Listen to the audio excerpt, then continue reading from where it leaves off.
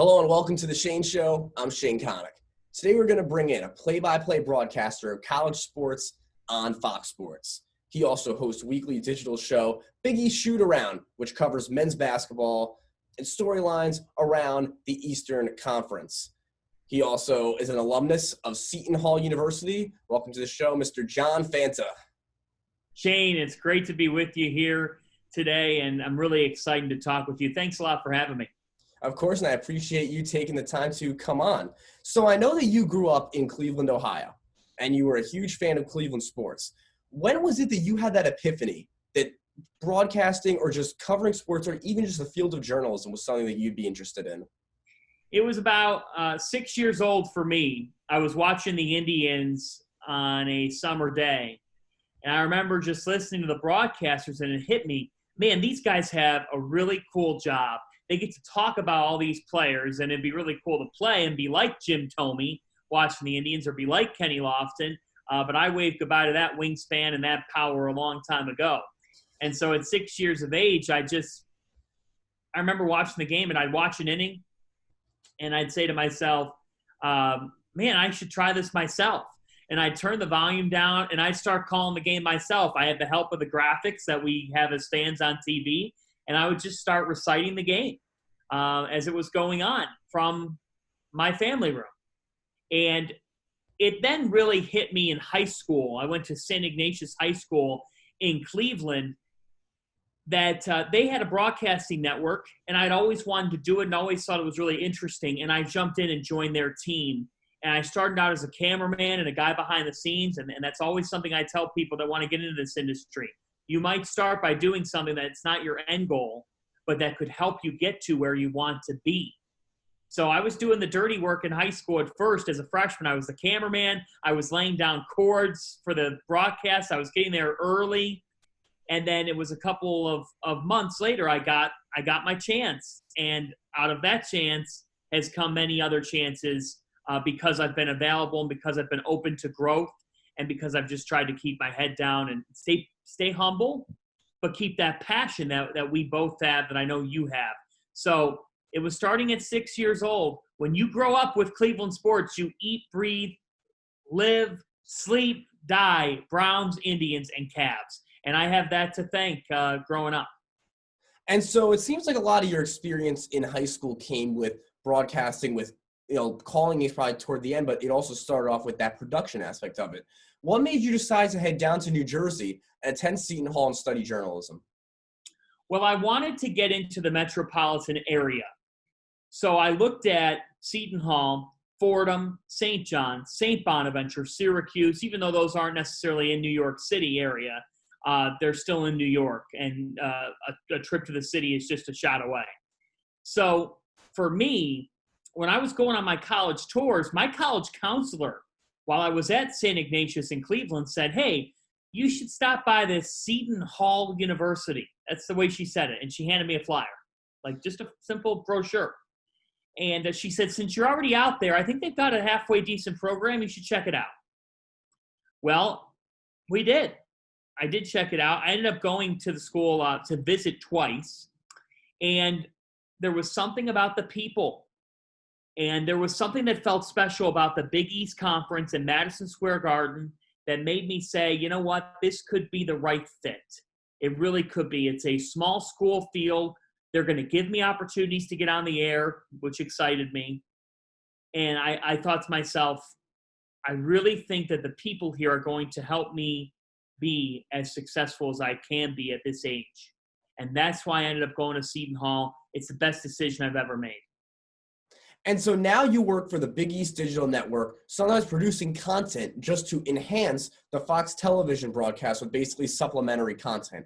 How has experience like this helped you, and along with your experience in high school you were talking about, helped you diversify your journalism communication skills? Well, I think that is the key to everything. So it's really been an openness to take on whatever is thrown at me. And I think that's huge right now, especially in the pandemic, where there aren't as many games going on. You've got to find ways to stay relevant, whether it's with interviews, on-camera hits. So how did Ignatius help me? Well, it helped me because I was doing a bunch of different sports, some of which I didn't know a ton about: rugby, lacrosse, hockey. And I was willing to host at halftime. I was willing to do play-by-play. I was willing to be a color analyst, even though I'm not really an analyst. I didn't play the game, but I was willing to be on the broadcast and do that. And because of that, that really helped me in college be willing to take on anything. And it also helped me interact with student athletes because I had a sense of the maturity that it takes to be a media member and to interact with student athletes. That then in my career with the Big East, I really got hired by the Big East because they wanted someone who could host their weekly men's basketball show, who could do play-by-play for them, and who could kind of be a centric voice for their network. They really didn't have a uniform central voice in their talent roster for the Big East Digital Network. And so that's why they ended up bringing me on, was because I was willing to say, hey, I will do different things for you. And whatever you would like me to do, I'm here to do, because that's the way that I want to go about things. I don't just want to be known as a play-by-play guy. I believe in versatility. And that has really helped me in my career. You know, the NBA called me last December. I had done some work for them, and they said, hey, we'd like you to do the NBA G League showcase, the winter showcase out in Las Vegas right before Christmas.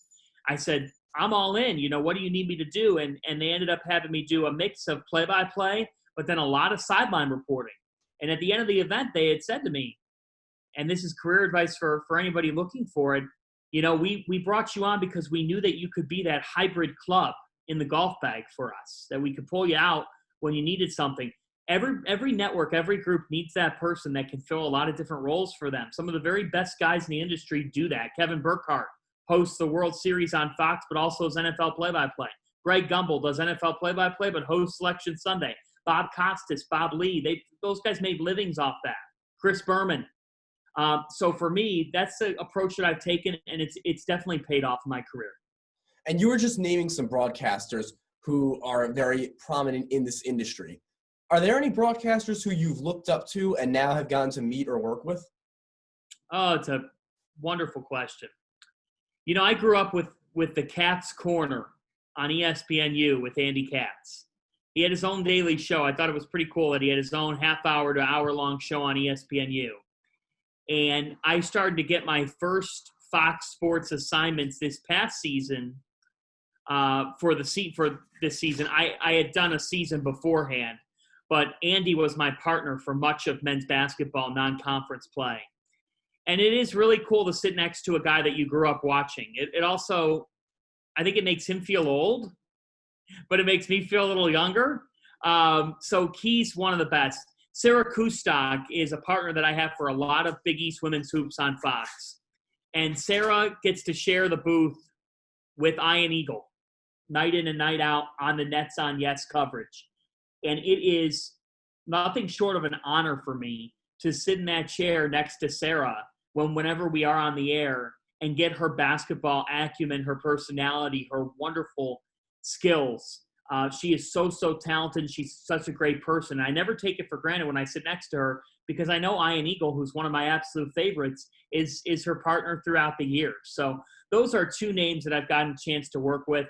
You know, I've worked with a couple other folks when I've been on the sidelines. I've worked with folks like PJ Carlissimo, who's a great analyst, George Sedano, who does wonderful work with ESPN, and others. So that's been really cool. I worked a couple games this past winter with Jameer Nelson, former point guard in the NBA, and he was really, really good. So it's always fun to work with those types of folks, and I'm really grateful to have those types of opportunities, and especially just jumping into the industry.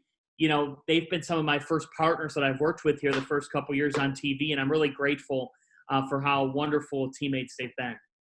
And I can also tell that you are a big sports fan. Your whole life has been a big sports fan. Are there any players or coaches who you have gotten to meet or work with who you just couldn't believe that you were actually interacting with them?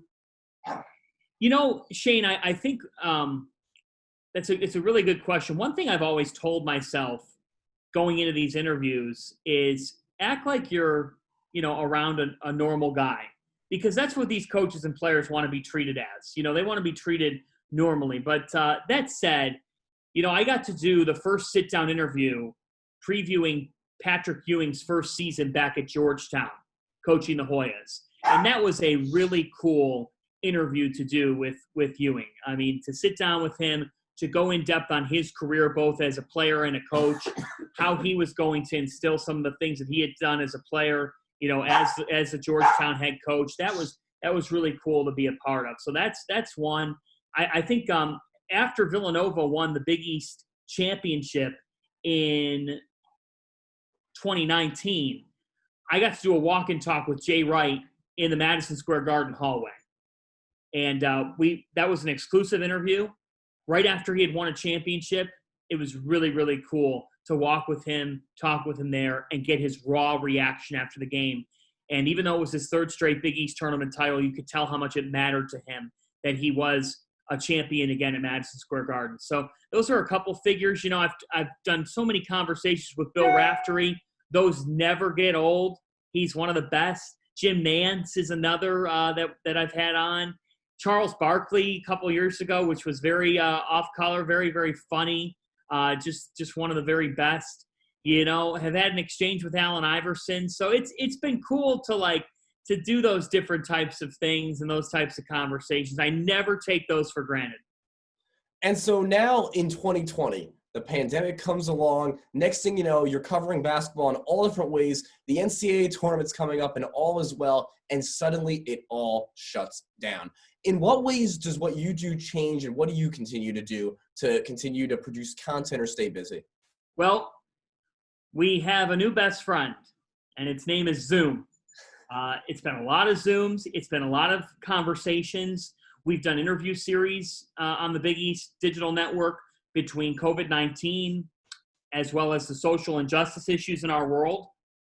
Hearing from student athletes and coaches about these topics, it's really powerful insight, and it just shows with the way our world is right now that we all need to make that change and be part of that change in our world with the recent racism. It's wrong. It's wrong, and it needs to end. And so I consider sports a very vital device to try to help that. So we've done some of that.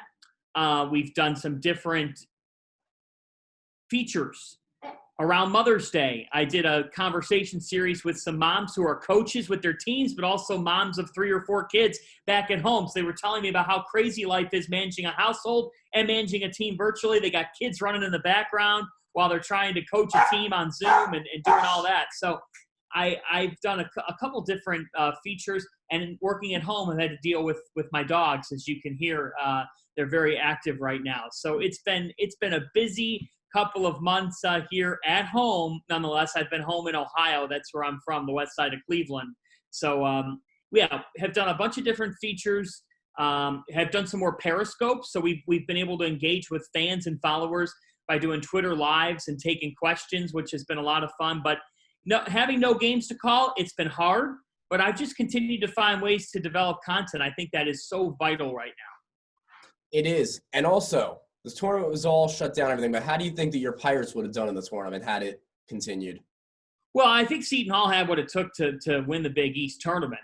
I think the one unique wrinkle is once you faced them once or twice, you knew what you had to do against them, and that was take their 7-footer Romaro Gill off the floor, because defensively he was a presence, and ended up climbing offensively as well. He was such a force down low that when Seton Hall went with Sandro Mamukelashvili at the 4 and Romaro Gill at the 5, it was really a lethal combination. Miles Powell was going to get his. That's a simple fact, Shane, but it was what the other pieces around him were going to do. And I think that Big East teams like Villanova and Creighton figured out a way to take those pieces and minimize them, force Powell into some tougher shots, and then see what happens from there. But I think Seton Hall had what it took to win the Big East tournament. I thought that Providence was the hottest team in the Big East and could have very well won it that week. Ed Cooley just figures out a way to get his teams peaking at the right time. I think either of those two teams had the best shot to hoist the trophy. I know that sounds weird, not saying Villanova. I'm not going to give you the chalk answer. And they were going for 4 in a row. I think all runs come to an end at some point. So I would say Pirates and Friars were the two teams that were most fit to hoist a trophy that week at the Garden. I think for Seton Hall, if you had never faced them, they were a very difficult team to face the first time around. I think that they had what it took to make a deep, deep run in the NCAA tournament. Well, I think they were good enough to make the Final Four. I don't think that's a stretch of the imagination. I just think it would have mattered where they were heading.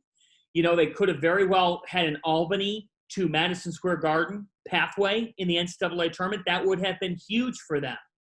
So we can do hypotheticals all day, but when you have Miles Powell, when you have a team that engages defensively in games, when you have a team with a killer as a point guard, Quincy McKnight, and Sandro Mamukelashvili, who averaged 14 and 8 over his last 8 games of the season this past year, and you have a player in Gill down low who's just a force, Jared Roden, Miles Kale, some other complementary pieces along with those guys, Seton Hall had what it took to make an impressive run. It unfortunately got cut short, but Pirate fans were dreaming of 1989 when they made the national championship game last. And also about the NCAA tournament in general, I don't know how much you know about this team, the Terps, and how do you think they would have fared? I know Seton Hall took care of them earlier in the year, but how do you think they would have fared in the NCAA tournament? Well, when you have a player like Anthony Cowan, you're going to have a chance to make a run. I think with Maryland, when I watched them play this past year, I thought that they were kind of a weird team. Like, I saw them at times look like world beaters and really an inside-out team. You had really good size down low and defensively could win that type of a game. At other times, I saw the offense kind of disappear and them sort of still trying to find out who they were. That was that Seton Hall game where their offense just seemingly disappeared and they couldn't find it. And in the Big Ten, you get into those grinders. And I sometimes wonder, Shane, like when you're in Big Ten play, because the teams know each other so well, is that why some of your flaws get exposed? And then in the NCAA tournament, you're better off because of it? Or is that actually who you are? But I thought that Maryland was a team that could have very well made the second weekend of the NCAA tournament. The Big Ten had multiple teams who could have done that. They were the best conference in college basketball this past year.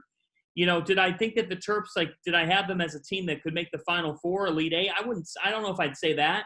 But you make the second weekend, then it comes down to just where you're at from there. But I think when they were at their best, they were good enough to be there. I don't think anybody would argue otherwise that they couldn't have been a second weekend team. I saw some inconsistencies. I wonder if that was just the power of the Big Ten or if it was just a matter of kind of who they were. John, I appreciate you coming onto the show today, and it's always great talking to you. Shane, a pleasure. Thank you, everybody, for tuning into this edition of The Shane Show. We'll see you next time. Catch you on the flip side.